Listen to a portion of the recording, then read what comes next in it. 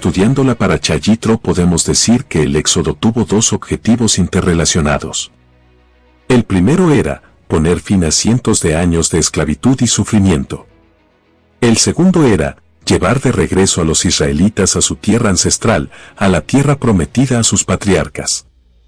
Desde el comienzo, estos dos objetivos estuvieron entrelazados en la visión y la comunicación que recibió Abraham, la que forjó un pacto entre él, sus descendientes y Dios.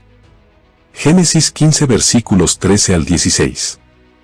Entonces Adonai dijo a Abraham: ten por cierto que tu descendencia morará en tierra ajena y será esclava allí y será oprimida 400 años.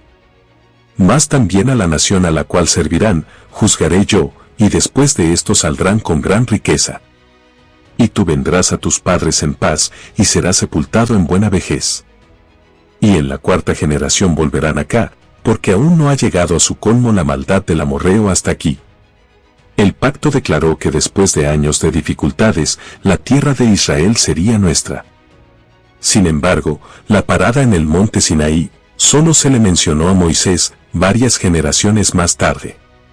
Y cuando hayas liberado al pueblo de Egipto, ustedes servirán a Dios en esta montaña. Así está escrito en Éxodo 3 versículo 12. La naturaleza de esta parada en el Sinaí nunca se explicó. No podemos evitar preguntarnos si los hebreos sabían que formaba parte de su itinerario.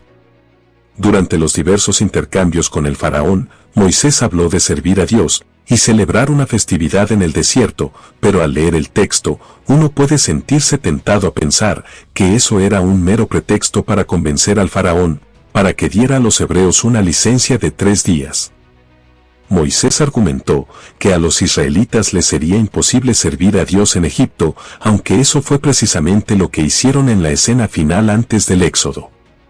En la noche de Pesaj, los israelitas ofrecieron sacrificios a Dios y celebraron la primera festividad bíblica en Egipto. ¿Era realmente necesario ir al desierto para comunicarse con Dios?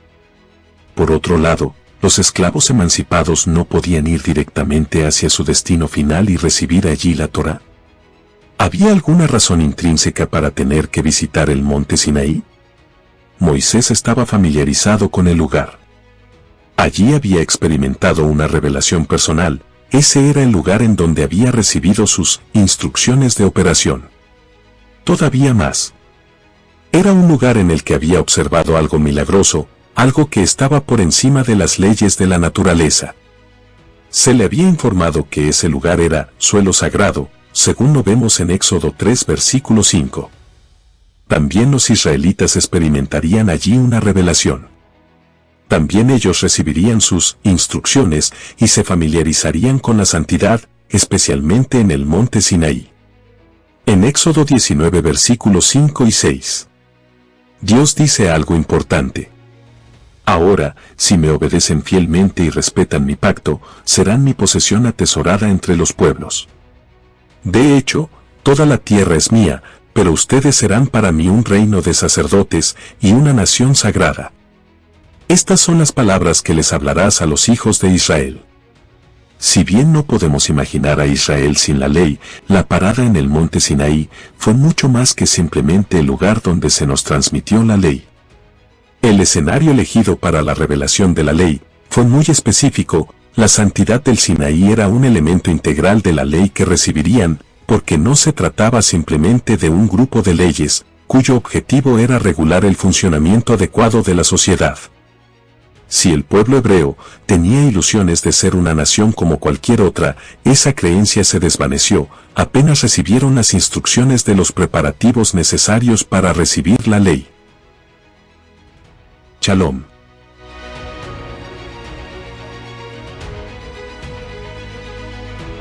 ¿Los 10 mandamientos son órdenes o consejos? Pues no son mandamientos, sinceramente, y se les conoce como Aseret Adibrot, los 10 pronunciamientos.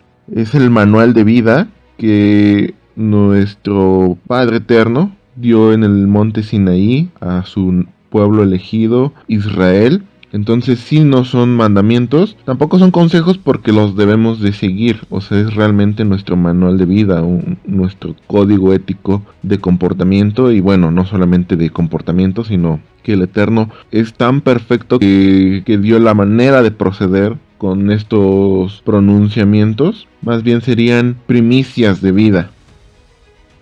¿Por qué el pueblo acepta obedecer algo que aún no conoce? Es algo interesante porque le dice el pueblo a Moshe: todo lo que el Elohim diga, haremos y obedeceremos. Ellos ya habían visto el poder de Elohim en Egipto, ellos tenían el conocimiento ya de quién era él, entonces para ellos no fue más que aceptar, ¿no?, lo que iba a venir. Por eso es que aunque ellos no sabían lo que iba a venir, ellos aceptan obedecer cosas que aún no conocían, pero sí se conocía ya cierta parte de lo que era la Torá, solamente que se fueron añadiendo pues más cosas, por ejemplo lo de solo tener una sola mujer, pues así, ¿no? Otras cuestiones que se fueron añadiendo para que no cayera el pueblo de Israel en prácticas que no convenían. Si la Torá es tan importante, ¿por qué Dios no se la entregó a todo el mundo?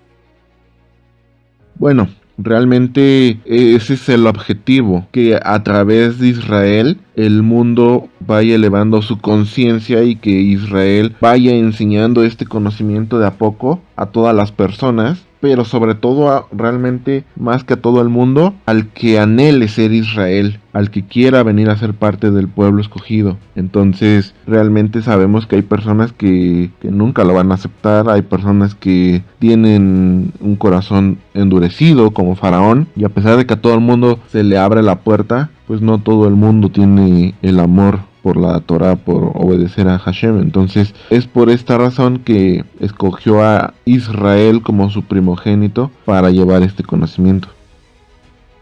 ¿Qué mandamientos tienen más valor, los 2 que dio el Mesías, o los 10 que Dios le dio a Israel? Realmente la forma en la que Mashiach dice los 2 mandamientos, pues son los 10, o sea, nada más que los resume. Amarás al Señor tu Elohim con toda tu mente y con todas tus fuerzas. Y el segundo es semejante: amarás a tu prójimo como a ti mismo. Y si en esto se resume toda la ley y los profetas, ¿no? Toda la Torá y los profetas. Realmente es lo mismo que los 10, o sea, no están peleados, porque los primeros 4 son nuestro amor hacia el Eterno y los otros 6 son el amor hacia el hombre. Y qué curioso que el 4 está relacionado con el Eterno, las 4 letras del Tetragramatón, y los otros 6 mandamientos que están enfocados hacia los hombres, pues el número 6 es número de hombre, porque fue creado en el 6º día. Todo el Eterno lo hizo perfecto. O sea, es una pregunta como sin mucho entendimiento. ¿Qué mandamiento tiene más valor? ¿Los 2 o los 10? Pues es lo mismo. Es exactamente lo mismo. Nada más que los 2 son la manera resumida y los 10 pues ya están en un panorama, digámoslo así, un poco más amplio. Y sabemos que de esos 10 se hacen 613 preceptos, ¿no? Las maneras de proceder. Pero igual si utilizamos la gematría, 6 más 3 más 1 son 10. Entonces todo es perfecto. ¿Qué relación hay entre los 2 mandamientos que dio Yeshua con los 10 mandamientos de las tablas? Pues esta, la que habíamos mencionado. Los primeros 4 son para alabar, digamos, para demostrar nuestro amor hacia Elohim, y los otros 6 para demostrar nuestro amor hacia nuestros prójimos, ¿no? Hacia el hombre. ¿Qué es más importante, el sentido literal o el significado espiritual de los mandamientos? Realmente es todo un conjunto. La Torá tiene varios niveles de interpretación. El sentido literal a veces es bastante cruel, bastante rudo, bastante difícil de aceptar. En el significado, digámoslo así, espiritual, desde el entendimiento del ser humano, pues esto es como nuestro alimento, lo que nos da fortaleza. Pero no podemos hacer una separación, decir, no, este importa más que el otro. Realmente, sin uno no puede haber el otro. Por ejemplo, sin el literal, sin el que está pegado, digámoslo así, al hacer del quehacer humano, digámoslo así, al quehacer de nuestra carne, entonces no podríamos vivir tampoco en el espíritu. Y al revés, si nosotros no empezamos fortaleciendo nuestro espíritu, entonces nuestra carne es débil. Entonces tienen la misma importancia. ¿Por qué Dios se manifiesta en un monte, si es en los montes, ¿Donde se les hacía culto a los dioses paganos? Sí, así es, siempre en las cimas de los montes se adoraba pues a dioses paganos, ¿no? Ángeles caídos, demonios, toda esta gama, ¿no? De seres espirituales. Pero aquí la pregunta realmente sería, ¿de quién lo aprendieron ellos? ¿Por qué buscaban un lugar elevado? ¿Porque se sentían más cercanos al cielo? Yo creo que esta es la respuesta. Entonces, Dios, Elohim, se manifestó en el Sinaí. Y bueno, hay un entendimiento que dice que era el monte más pequeñito y habla de que hay que bajar nuestro ego, y cuando bajamos nuestro ego es cuando realmente somos grandes. Entonces, yo creo que nada más fue como un sistema, digámoslo así, como de referencia, pero hay otro entendimiento en el que dice que el monte sirvió como un altar, porque dice que en el monte humeaba, ¿no? Llegó en fuego, entonces el monte, todo el monte hizo la labor como de un altar. Ese es otro entendimiento. ¿Por qué los mandamientos se dan en el desierto? Una respuesta muy personal mía que hice hace bastante tiempo, digamos así, un midrash mío personal. A pesar de las dificultades que pudiera parecer que hay en el desierto, a pesar de los problemas, los obstáculos, todo lo que iba a venir a Israel en el desierto, la palabra fue entregada en el desierto, porque con la palabra todo es posible a pesar del desierto y la adversidad que estemos atravesando. Esa sería mi respuesta. Dice la Biblia que los mandamientos fueron escritos por el dedo de Dios, pero los hechiceros de Faraón dijeron que Moisés era el dedo de Dios. ¿Eso quiere decir que el que escribió los 10 mandamientos fue Moisés, y no Dios?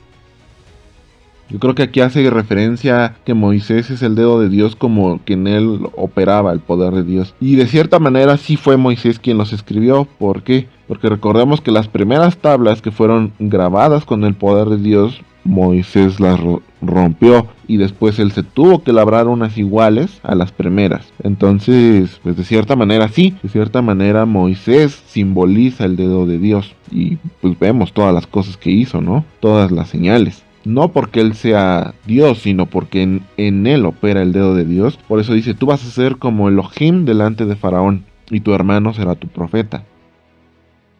¿Quién les enseñó Torá a Adán, a Abel, a Enoc, hasta Noé? Sí, esta es la pregunta interesante, complementaria, que no quería como abordar. Siempre el hombre, desde Adán, tenía conocimiento de varios estatutos del Eterno. Si bien no tenían toda la Torá revelada, todo el conocimiento, sí tenían algunos de los preceptos a los que se le han denominado los preceptos de Noé, o los preceptos noágidas. Se tenía el conocimiento parcial de la Torá, mas no se había dado completamente la revelación. Entonces, pues es por eso. Respondiendo ya a la pregunta, ¿quién les enseñó Torá? Adán, Abel, Enoc. Pues Dios mismo se los enseñó. Entonces, sí se tenía ya cierto conocimiento de Torá, aunque no completamente. Se había dado a poquitos hombres, y en el Sinaí se le da toda una nación. Esa es la gran diferencia. Los mandamientos de la ley escrita los conocemos, pero ¿cuáles son los mandamientos de la ley oral? Realmente la ley oral nos sirve para saber cómo se procede. Después se hizo todo un compendio de todas las leyes orales y se formuló lo que se le conoce como el Talmud. Realmente hubo un pequeño problema, que a la ley oral se le fueron añadiendo mandamientos de hombres. Entonces ya es muy difícil a veces distinguir cuáles leyes orales eran las maneras de proceder para la ley escrita y cuáles fueron añadiéndose. Pero sabemos que se fueron añadiendo más y más cuando el pueblo de Israel, el pueblo judío, regresó de Babilonia. Se pusieron más mandamientos de leyes orales para no quebrantar, como un cerco de protección para no quebrantar la Torá en sí. Pero por eso el Mashiach, cuando vino, les dijo: ustedes bien invalidan la ley por vuestras tradiciones, que era parte de la ley oral, pero que ya se había añadido. Entonces hay que tener bastante cuidado, tener un amor ferviente y investigar cuáles son estas cosas que se fueron añadiendo. Por ejemplo, hay unas cosas bastante, pues, fáciles, ¿no? De identificar. Por ejemplo, que no escupas en Shabbat. Pues, ¿por qué, no? Que no camines en Shabbat más de cierta distancia. ¿Cómo por qué? O sea, eso realmente no está escrito. Fue añadido para no quebrantar el Shabbat. Si la Biblia habla de 10 mandamientos, ¿de dónde sacan que son 613 mandamientos de la Torá? Ajá, son de los Jukim, Mishpatim, todas estas partes que trae la Torá y que es muy explícito en lo que se tiene que hacer, cómo te tienes que dirigir. Incluso hay leyes para los baches, código de comportamiento de vestimenta, sexual, alimenticio, cómo guardar las fiestas. Por eso es que se hacen 613 preceptos. Más bien no son mandamientos, son preceptos o formas de proceder para guardar bien la Torá. ¿En qué momento Dios entrega los 613 mandamientos? Realmente no. O sea, realmente recordemos que Israel está en el Sinaí y dice que había como lenguas de fuego que se manifestaban ante ellos cuando él hablaba.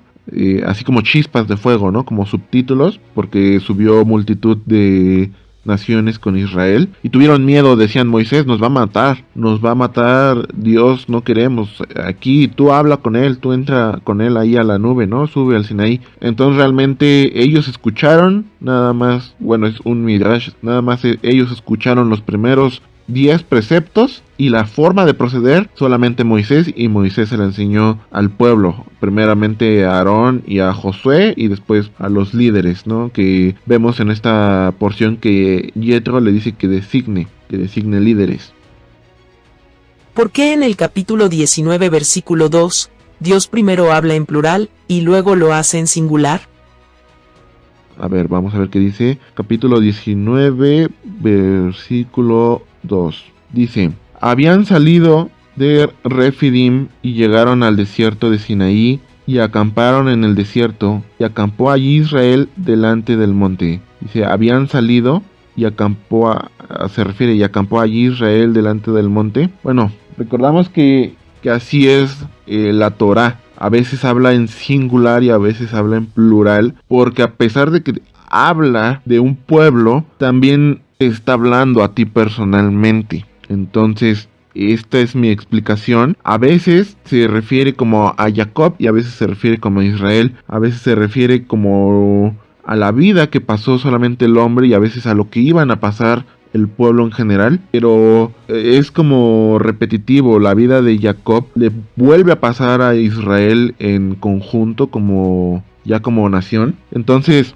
¿por qué a veces habla, digámoslo así, en plural y a veces habla en singular? Por esta razón, porque Dios es tan grande y en su lenguaje le está hablando a toda la nación, pero también te habla a ti personalmente. Entonces, esa sería mi respuesta. No sé si te satisface, esperemos que sí.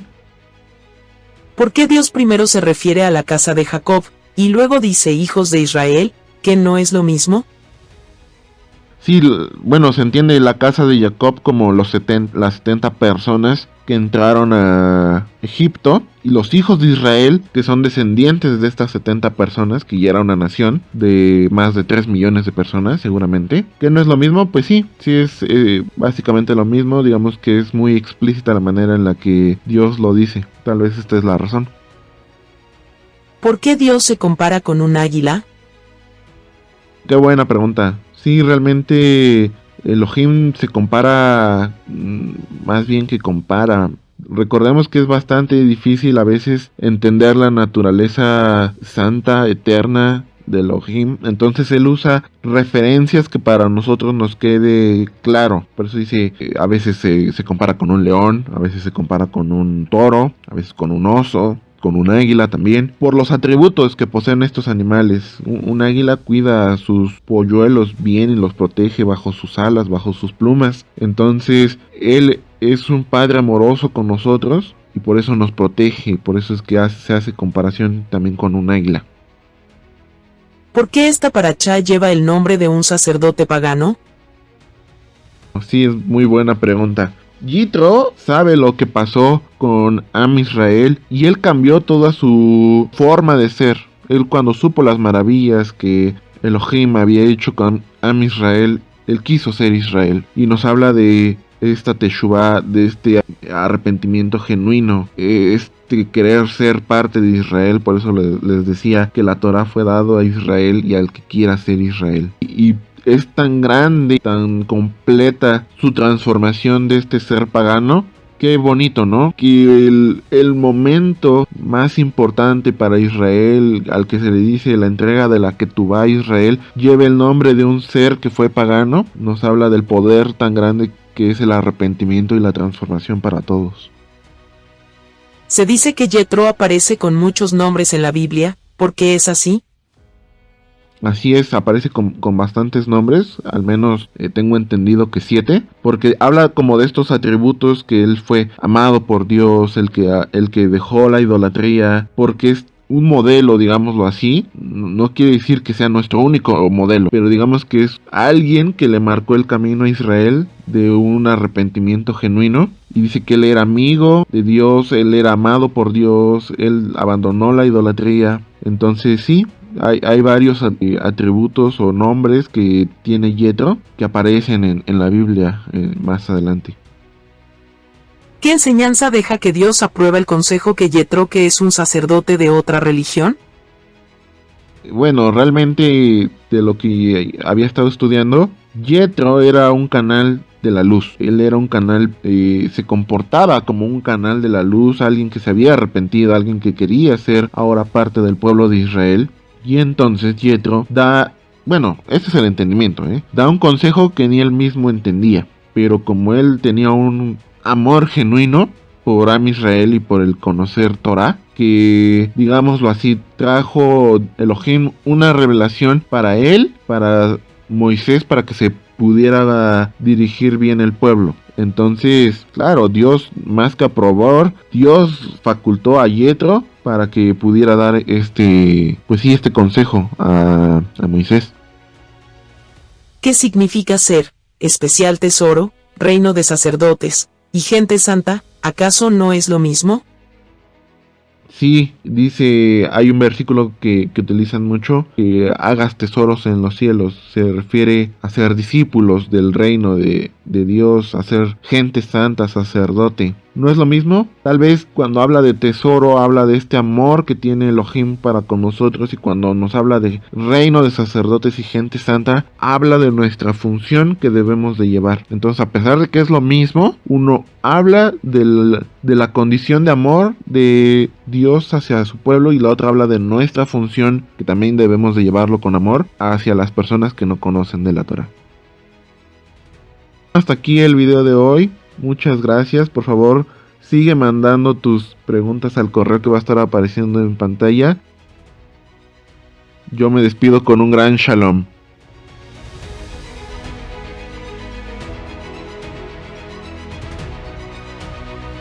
En el monte Sinaí algo nuevo pasaría a ser el centro de esa nueva nación.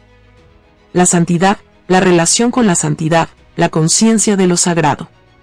Los preparativos para recibir la Torá giraron en torno a la santidad, porque la nación debía ser santa, para llegar a la conciencia de la santidad. No serían solo una nación, sino una nación sagrada, un reino de sacerdotes. Los mandamientos que recibieron después no se referían exclusivamente al servicio divino, en el sentido clásico de ritual, plegaria o sacrificio. Es cierto que algunos de los 10 mandamientos giran alrededor del servicio a Dios, incluyendo la creencia en un Dios, y la prohibición de hacer idolatría. Sin embargo, ser gente santa incluía emular a Dios al observar el Shabbat. Incluía cosas inesperadas, como honrar a los padres, y también leyes para crear una sociedad justa. Alejándose por completo de otros sistemas de creencias, la ley que recibirían en el Sinaí describía al asesinato, el robo y la codicia de los bienes ajenos, no solo como transgresiones en contra de otras personas, sino también en contra de Dios. La Torá prohíbe esos actos, porque somos gente santa, tan santos como las víctimas potenciales de esos pecados, y porque el Dios que nos designó como sacerdotes, exige ese nivel de comportamiento. La experiencia de la esclavitud nos hizo más sensibles al sufrimiento de los débiles y de los privados de derechos.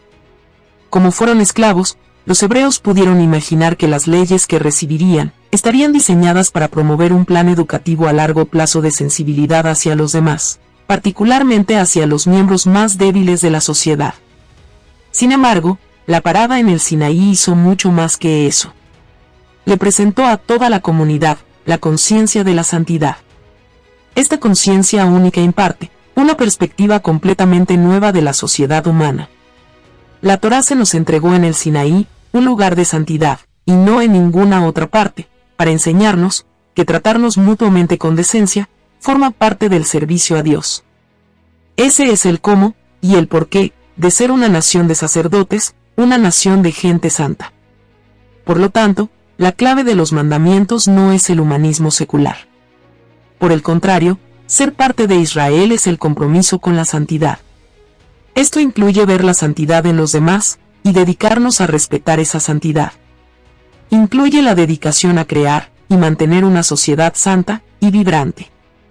Este es el concepto que debía ser interiorizado antes de entrar a la tierra de Israel, para que pudiéramos vivir, como un pueblo santo, en una tierra santa. Shabbat Shalom.